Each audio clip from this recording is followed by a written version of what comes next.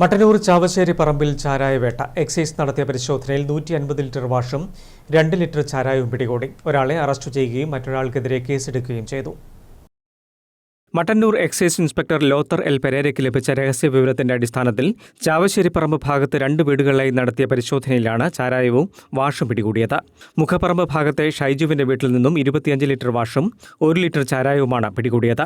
ഷൈജുവിനെ arrest ചെയ്തു. മറ്റൊരു പൂട്ടിക്കിടന്ന വീട് തുറന്ന് പരിശോധിച്ചതിൽ 125 ലിറ്റർ വാഷും 1 ലിറ്റർ ചാരായവും വാറ്റുപകരണങ്ങളും കണ്ടെടുത്തു. കെട്ടിട ഉടമയായ ബിജേഷിനെതിരെ അബ്കാരി കേസെടുത്തു. ഇയാൾ ഒളിവിലായതിനാൽ കണ്ടെത്തുന്നതിനായി അന്വേഷണം നടത്തിവരികയാണ്.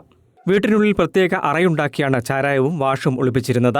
ചാരായവാറ്റും വിൽപ്പനയും വീടുകൾ കേന്ദ്രീകരിച്ച് നടക്കുന്നുവെന്ന് വിവരം ലഭിച്ചതിനെ തുടർന്ന് എക്സൈസ് സംഘം ഇവരെ നിരീക്ഷിച്ചു വരികയായിരുന്നു. പരിശോധനയിൽ excise inspector Lothar L Pereira, assistant excise inspector grade K Uthaman, preventive officer P Sulaiman, preventive officer grade K Sajan, civil excise ഓഫീസർമാരായ റിനീഷ് ഓർക്കാട്ടേരി, കെ റിജു, വി റിജുൻ, വനിതാ civil excise officer G Drishya എന്നിവരും ഉണ്ടായിരുന്നു. News bureau, Mattannur.